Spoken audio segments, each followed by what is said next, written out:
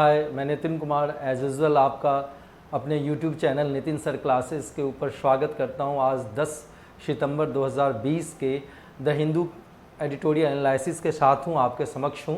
ठीक है, देखते हैं कि ये मुद्दा क्या है। देखिए, इसमें एक्चुअली जो बात की गई है वो डिजिटल डिवाइड की बात की गई है। और अभी कोविड-19 के सिचुएशन के समय में जैसे कि आपको पता है कि जो अर्बन और रूरल डिवाइड एक्चुअल उभर के सामने आ रही है। उसकी बात आप देखें तो जो अमीरों और गरीबों के बीच में जो फ़र्क है, ठीक है, जो डिजिटल इक्विपमेंट्स की जो एसेस है, डिजिटल जो कनेक्टिविटी की जो एसेस है, उसके कारण से बीच में फ़र्क नज़र आ रहा है। तो उसी के ऊपर ये पूरी की पूरी एडिटोरियल है।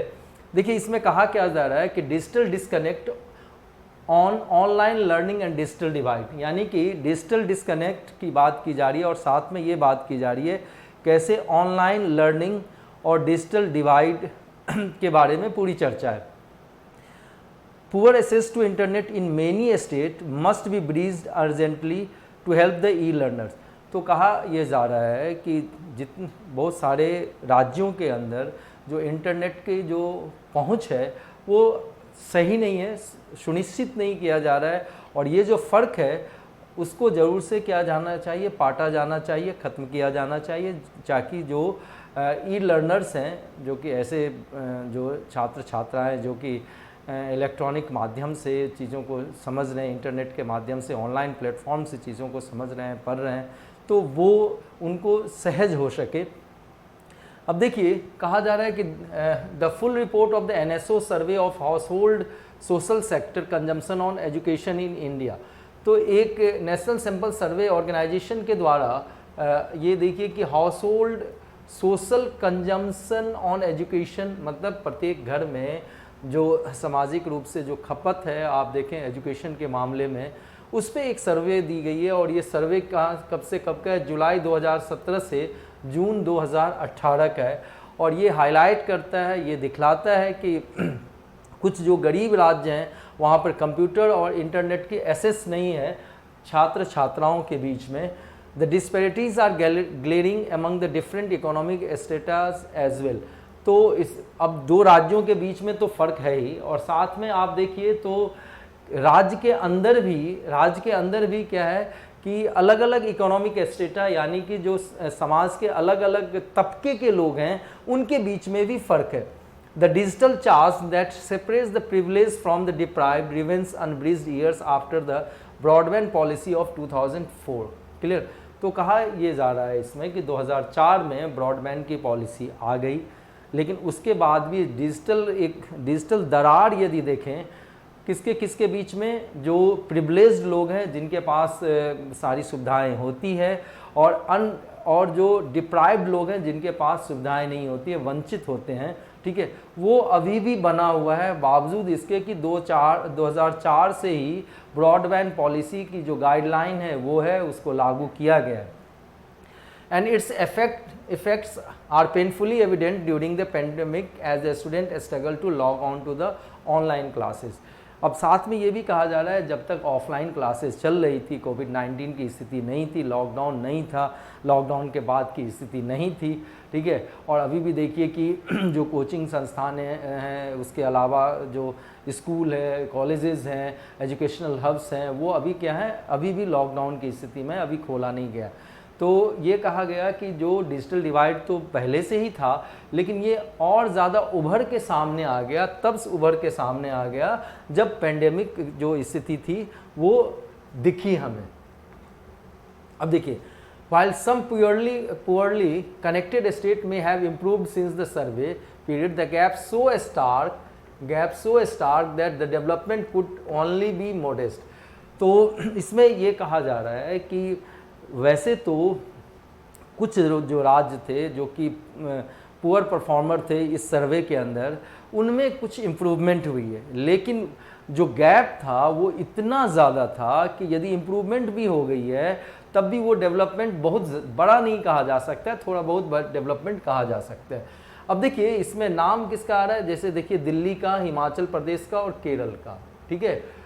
इसमें जो सर्वे किया गया तो इंटरनेट तक जो पहुंच है वो access exceeding 50% of the urban and rural household taken together, यानी कि जो ग्रामीण क्षेत्र में और शहरी क्षेत्र में जो घरेलू लोग हैं या उपभोक्ता हैं उन तक पहुंच किसने है 50% है, वो भी कहाँ पर, तो दिल्ली में, हिमाचल प्रदेश में और हरियाणा में।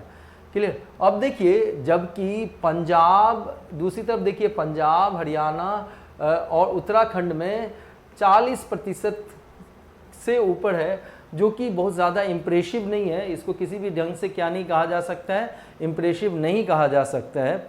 अब देखिए कुछ जो बड़े राज्य हैं जैसे उत्तर प्रदेश, तमिलनाडु, आंध्र प्रदेश और कर्नाटक, यहाँ पर तो एसेस जो है वो 20% से भी नीचे है, ऐसा NSO के सर्वे में पता चला है। क्लियर। अब देखिए इन द टूडेज मिल्यू, मतलब आज के कंटेक्स्ट में देखा जाए तो जो नेट की एसेस है, यानी कि नेट तक जो पहुंच है वो काफ़ी ज़्यादा महत्वपूर्ण है। इसलिए भी महत्वपूर्ण है इस चीज़ पे विचार करते हुए कि जो लोगों के पास यदि मोबाइल फ़ोन और लैपटॉप्स हों भी, तब भी जाके जब तक इंटरनेट नहीं होगी वो डिजिटल जो एजुकेशन है उसको एसेस नहीं कर पाएंगे। Some state provide them under student. अब देखो कुछ राज्यों के द्वारा तो मोबाइल फ़ोन और लैपटॉप्स दी गई है, सरकार ने वेलफेयर प्रोग्राम के तहत दिया है, जैसे कि उत्तर प्रदेश की ही बात कर ले, लेकिन उसका कोई सार्थक फ़ायदा नहीं हो सकता। इसलिए नहीं फ़ायदा हो सकता है कि अब इंटरनेट ही नहीं है तो आप उसको चलाएंगे कैसे। आप जो ऑनलाइन जो भी डिजिटल रूप में जो कुछ भी कंटेंट्स अवेलेबल है, जो कुछ भी विषय वस्तु अवेलेबल है, उस तक तो पहुंच ही नहीं हो पाएगी। अब देखिए if net connectivity is 5 to 10% in the rural Orissa, Madhya Pradesh and Telangana, Karnataka and West Bengal, only a slim minority can hope to do any academic work. अब देखिए कि 3 हिस्से हो गए। एक तो दिल्ली, हिमाचल प्रदेश, केरल जैसा है जहाँ पर 50% के आसपास या उससे ऊपर, पंजाब, हरियाणा, उत्तराखंड, ठीक है, यहाँ पर 40% दूसरा स्टेट है, और तीसरा जो आप देखिए कि उत्तर प्रदेश, तमिलनाडु और आंध्र प्रदेश, यहाँ पर 20% के आसपास, ठीक है। और उससे भी नीचे आप चले जाएं तो उड़ीसा, मध्य प्रदेश, तेलंगाना, कर्नाटक और वेस्ट बंगाल के अंदर 5 से 10% तक है। तो यहाँ पर जो स्थिति होगी और भी बदतर कह सकते हैं, यहाँ पर तो और भी कोई एकेडमिक काम हो पाना मुश्किल सा है। कहा जा रहा है many remote locations have a reliability problems and power deficit, making a challenge to keep the gadget operational even offline। अब देखिए, अब ये कहा जा रहा है कि मान लो कि एसेस है भी, ठीक है, और ख़ास करके यदि आप देखें कि वायरलेस जो कनेक्टिविटी है वो उपलब्ध भी हो, तब भी उस पर विश्वसनीयता का सवाल है, क्योंकि जो स्पीड है और जो फ्लक्चुएशन है वो अपने आप में बहुत दफ़े क्या करती है, परेशान करती है। पावर डेफिसिट है, मान लो कि यदि मोबाइल या लैपटॉप चार्ज ही ना हो तो डिजिटल एसेस कैसे हो सकती है एकेडमिक चीज़ों की। तो वो गैजेट जो है ऑफलाइन भी यदि ऑपरेशनल करना चाहे तो वो नहीं कर सकते।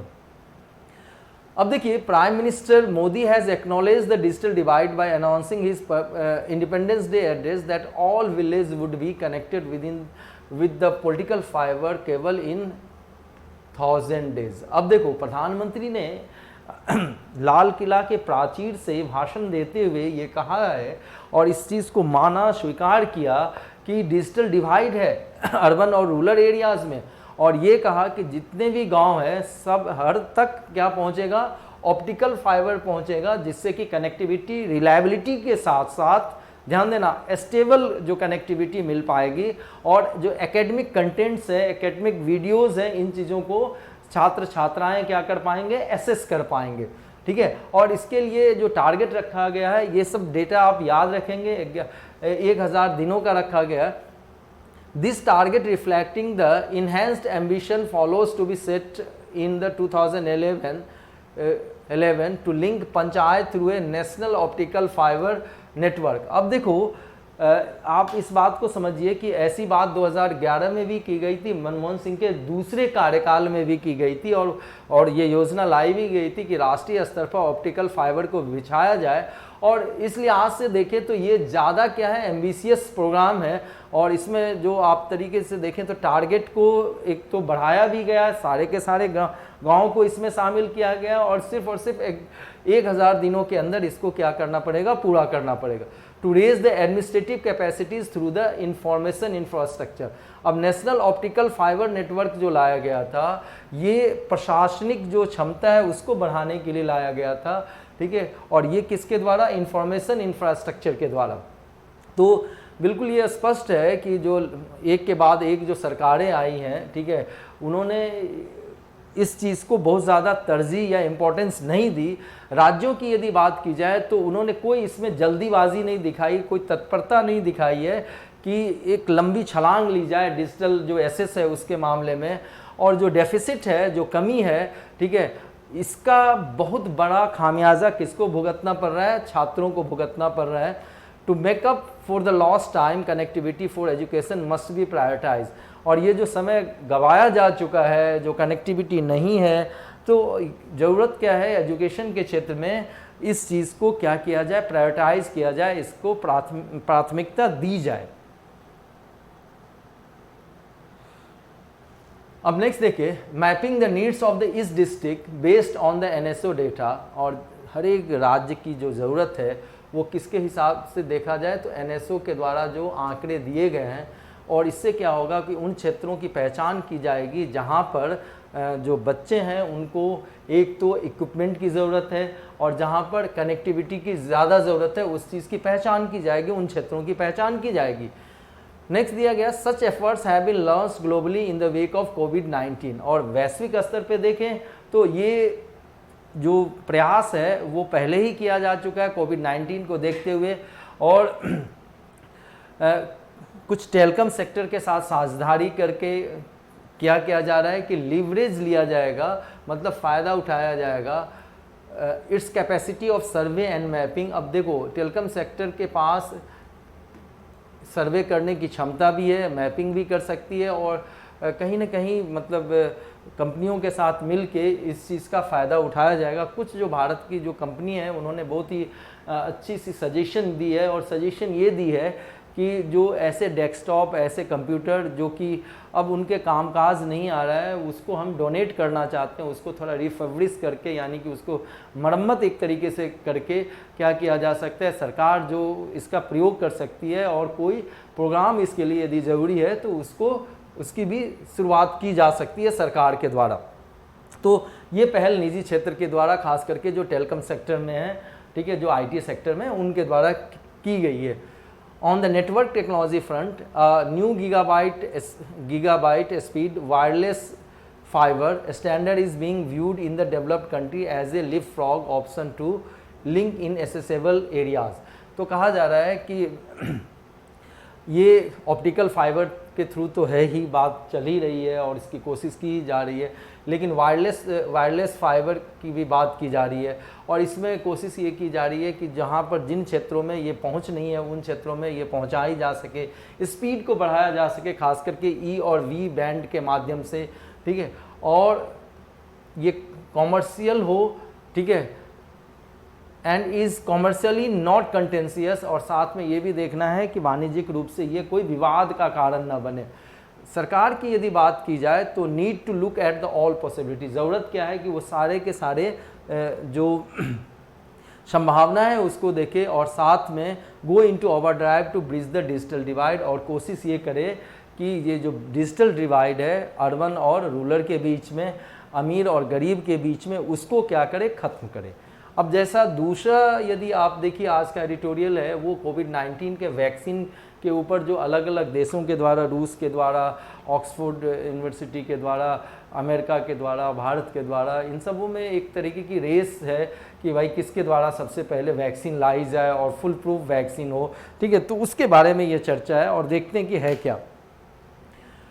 अननेसेसरी पॉज ऑन द कोविड-19 वैक्सीन रेस। कोविड-19 के वैक्सीन रेस के ऊपर क्या किया जा रहा है, एक ज़रूरी मतलब एक तरीके से विराम लगाया गया है। Vaccine take time to develop. Vaccine की यदि बात की जाए तो इसमें समय लगता है इसको विकसित होने में, इसके फर्स्ट स्टेज होते हैं, ठीक है, जो कि कहाँ पर किया जाता है, तो प्रयोगशाला में किया जाता है, सेकेंड स्टेज में क्या किया जाता है उसको मतलब जो चूहे और इन चीज़ों पे यूज़ करके देखा जाता है। थर्ड जो होता है वो ह्यूमन ट्रायल का स्टेज होता है, उसमें 3 स्टेजेस होते हैं और सबसे छोटे कैटेगरी में पॉपुलेशन को दिया जाता है, फिर बड़े और फिर जाके बड़े और फिर जाके जो इसको फोर्थ स्टेज में क्या होता है कि इसकी अप्रूवल ली जाती है सरकार के एजेंसी के द्वारा और फिफ्थ स्टेज में क्या होता है कि अंत में इसका कमर्शियल प्रोडक्शन शुरू होता है और डिस्ट्रीब्यूशन शुरू होता है और वैक्सीनेशन शुरू होती है। तो अब देखिए इस चीज़ को ध्यान में रखते हुए इसको समझते हैं, इस पूरे एडिटोरियल को। कहा जा रहा है vaccine takes time to develop, vaccine को डेवलप होने में समय लगता है। The first to roll out might not necessarily be the best, लेकिन अब इसका ये अब एक चीज़ समझिए कि कोई ज़रूरी नहीं कि वो सबसे पहले जो इस वैक्सीन को लाए वो सबसे बेहतर ही लाए, ऐसा कुछ भी नहीं है। The global clamour for the कोविड-19 vaccine has whipped up unrealistic expectation that one is just around the corner। तो पूरे विश्व में जो कोलाहल मची हुई है एक तरीके से देखिए कोविड-19 वैक्सीन के लिए, ये क्या कर रहा है कि लोगों के अंदर जो एक तरीके की जो अपेक्षा है और वो अपेक्षा जो कि वास्तविकता में अभी तत्काल पूरी नहीं होने जा रही है, उसको काफ़ी क्या दे रहा है, व्हिप अप कर रहा है, बढ़ावा दे रहा है। ठीक है, और ये लग रहा है लोगों को कि अच्छा जी वैक्सीन तो तुरंत आने ही वाला है, नवंबर तक आ जाएगा या जनवरी तक आ जाएगा, इस तरह की बातें की जा रही है। अब देखिए it is thus a reality check when the biopharma company AstraZeneca piloting its vaccine candidate AZD122, there were large phase 3 trial this month, said it was voluntary putting the multinational trial on hold। अब देखिए कि एक biopharma company है AstraZeneca, तो वो क्या कर रही थी, एक वैक्सीन कैंडिडेट कहने का मतलब जो वैक्सीन अंडर ट्रायल है और यदि वो सफल रही तो वो वैक्सीन एक्चुअली में कमर्शियली प्रोड्यूस किया जाएगा, तो उसको हम वैक्सीन कैंडिडेट कहते हैं। तो वो AZ122 है और फेज़ 3 ट्रायल होना था इस महीने में और वॉलंटरीली होना था, स्वैच्छिक रूप से होना था, और इन्होंने क्या किया कि इस चीज़ को रोक दिया और बहुत सारे देशों में ये होना था।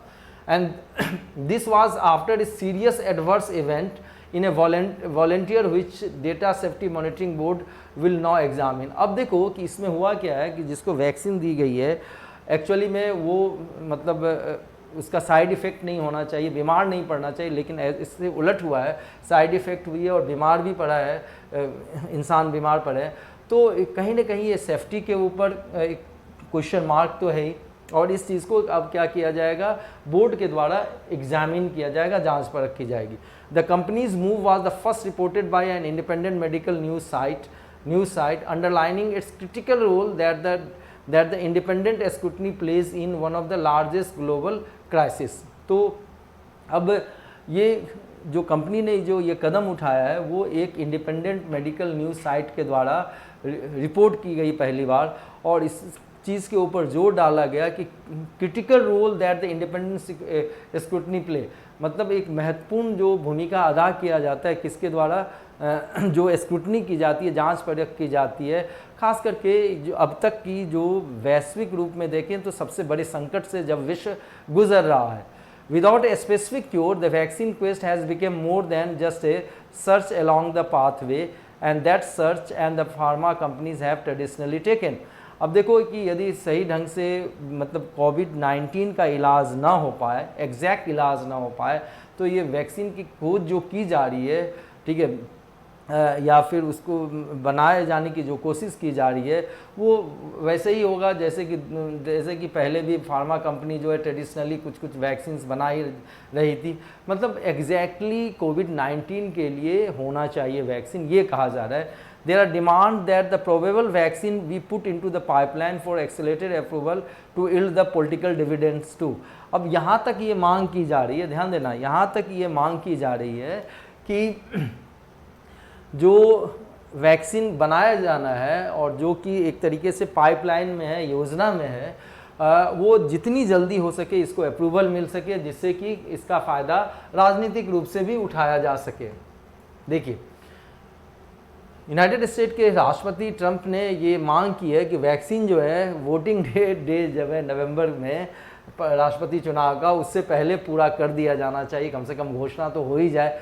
और India has moments of vaccine controversy, और भारत का भी वैक्सीन के संबंध में कंट्रोवर्सी, यानी कि एक तरीके से आप देखें विवाद रहा है ICMR, ठीक है, Indian council of medical research के बारे में ये कहा जा रहा है कि उसने परेशान किया है। हैरिड मतलब हरीड नहीं, क्लियर, हरीड करके हैरिड किया है, ऐसे समझिए, जल्दीबाजी करने को करके कि आप डिफरेंट स्टेजेस में से कुछ चीज को स्केप करके आप भाई अंत में क्या लाओ, वैक्सीन लाओ। तो इस ढंग से ICMR पे भी कहा जा रहा है कि वो ट्रायल करने वाले को क्या कर रहा है, परेशान कर रहा है। Expediting testing of the Bharat Biotech's Covaxin by August 15, और इसमें ये कहा गया कि कोवैक्सीन जो भारत बायोटेक जो हैदराबाद की कंपनी है उसके द्वारा जो लाया जाना है, और ये घोषणा की जाने की बात की जा रही थी अगस्त 15 तक, ठीक है। अब देखिए Russia which is to commence its Sputnik V3 phase 3 testing as launch a publicity blitz. अब रूस की यदि बात की जाए तो स्पुतनिक V का फेज 3 जो टेस्टिंग है उसके बारे में काफ़ी पब्लिसिटी की जा रही है, और इवन कि रूस के राष्ट्रपति ने व्लादिमीर पुतिन ने यह कहा कि मैंने अपनी बेटी को भी ये वैक्सीन दिलवाया है, इसीलिए बिल्कुल सेफ है, ठीक है, ध्यान देना। जबकि फेज 3 के अंदर आपको बताया कि 3 स्टेजेस होते हैं, ठीक है। तो just before report of the trial pause, trial को जो एस्ट्राजेनेका का जो ट्रायल को रोका गया, 8 और ऐसी कंपनी है जो कि पूरे वर्ल्ड में आप देखिए तो वो क्या कर रही है कि ऐसे वैक्सीन को डेवलप कर रही है, ठीक है। और उस 8 कंपनी ने इस शपथ पत्र पे एक तरीके से सिग्नेचर किया कि वो रेगुलेटरी अथॉरिटी जैसे यूनाइटेड स्टेट्स का food and development drug authority जो है उसको इजाज़त नहीं देंगे रेगुलेट करने का until they had safety and efficiency data from the phase 3 trial. मतलब फेज 3 ट्रायल यदि जब तक फुल प्रूफ नहीं हो जाता है, इस FDA जैसी एजेंसी जो अमेरिका में है और दूसरे देशों में है, उनको इजाज़त नहीं दी जाएगी इंटरवीन करने की। ऐसा 8 जो ऐसी बायोफार्मा कंपनी जो कि क्या कर रही है, वैक्सीन बना रही है, उसने शपथ ली है। Overall the road to vaccine has become an arena of marketing and jingoism. अब वैक्सीन बनाने का जो काम है ये 2 तरीके की बात होगी, एक तरीके तो इसका बाजारीकरण किया जाए और दूसरा जिंगोइज्म, मतलब एक अल्ट्रा नेशनलिस्ट वाली बात है, ठीक है, वो इसमें बात की जा रही है। कट्टर राष्ट्रवाद कहीं ना कहीं इसके अंदर क्या हो रहा है, दिख रहा है।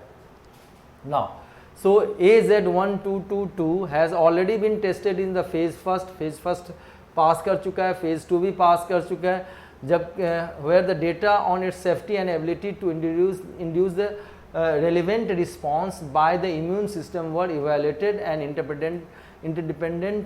independent peer review had deemed fit to be tested in the larger population। अब देखो जैसे AZ122 की यदि बात है तो फेज 1 पास कर चुका है, फेज 2 पास कर चुका है, क्लियर, खास करके सेफ्टी के मामले में और इम्यून रिस्पॉन्स के मामले में, प्रतिरोधक क्षमता के मामले में, बात को समझिए। तो इसको इवेलुएट भी किया गया और इसको सही पाया गया और कहा गया कि आप फेज 3 के लिए जा सकते हैं और इसको लार्जर पॉपुलेशन पे इसका क्या कर सकते हैं, प्रयोग कर सकते हैं। Phase 3 trial has the most daunting one, और मैंने जैसा बताया कि फेज 3 जो होता है वो सबसे मुश्किल सा होता है। In the case of vaccine there is additional burden of proof that it can not sicken the healthy and odds of adverse reaction greatly increases when a piece of virus is injected in the thousands of volunteers। अब देखिए इसमें आप समझिए कि कहा जा रहा है कि इसमें एडिशनल बर्डन ऑफ प्रूफ है। एडिशनल बर्डन ऑफ प्रूफ क्या है कि जो हेल्दी लोग हैं, जो वॉलंटियर हैं, जो इसमें शामिल हो रहे हैं, वैक्सीनेशन करवा रहे हैं, वो बीमार ना पड़े, पहली बात, उन पे कोई विपरीत फर्क ना पड़े। और दिक्कत तब आती है जब हज़ारों हज़ार जो स्वयं सेवी हैं वो इस लेवल पे आके क्या होते हैं, शामिल हो जाते हैं। अब देखिए vaccine trial takes years to develop, मतलब सालों साल लग जाते हैं, ठीक है। ये इसलिए कि because of chance of N unexpected complications, क्योंकि इसमें मतलब अपेक्षा से परे जाके क्या हो सकती है, जटिलता हो सकती है। और ये अपेक्षा करना कि वैक्सीन जो है which has cleared accelerated phase 1st and 2nd trial, यदि कोई ऐसी वैक्सीन जो फेज़ फर्स्ट फेज़ सेकेंड को पास कर चुकी हो, क्लियर, और इनऑब्जर्वली क्लियर द फेज़ 3 और तीसरे फेज़ को भी पास कर चुकी हो, ठीक है, in the face of evidence from the history of the vaccine development. तो ये वैक्सीन डेवलपमेंट को देखते हुए तो ये थोड़ा सा क्या होता है, मुश्किल काम होता है, कम से कम फेज़ 3 की बात कर जाए। ऑक्सफोर्ड की जो AZ1222 है वो इन्वॉल्व द एडिनो वायरस, इसमें क्या है, एडिनो वायरस प्लेटफॉर्म का यूज़ किया गया है जो कि कॉमर्शियली अप्रूव्ड वैक्सीन के लिए यूज़ नहीं किया जाता है, ठीक है, ह्यूमंस के अंदर। और लेकिन इसका यूज़ जो इबोला वैक्सीन के लिए एक्सपेरिमेंटल बेसिस पे किया गया था। India and the world will gain from a vaccine that has been critically and transparently evaluated. Bharat और पूरे विश्व को फ़ायदा होगा, तब फ़ायदा होगा जब कोई ऐसी वैक्सीन जो इसको की सही ढंग से जांच परख की जाए और उसमें पारदर्शिता रखी जाए, और and not one that crosses a chimerical finish line first, clear. और ऐसा ना हो कि हम ये सिर्फ और सिर्फ रेस में कि ये भाई भारत या फिर रूस या फिर आप सिंगापुर या फिर USA ये सबसे पहले अव्वल नंबर पे आ गया, सबसे पहले आ गया, ये अपने आप में क्या है, पर्याप्त नहीं है, ठीक है। यदि आपको ये वीडियो पसंद आती हो और ये जो एडिटोरियल एनालिसिस आपको पसंद आती हो तो आपको करना क्या है कि नितिन सर क्लासेस को सब्सक्राइब करना है, लाइक करना है और शेयर करना है, ठीक है, अपने सहपाठियों के साथ। ओके, धन्यवाद। अपना और अपनों का ख्याल रखिएगा। Take care, God bless all of you.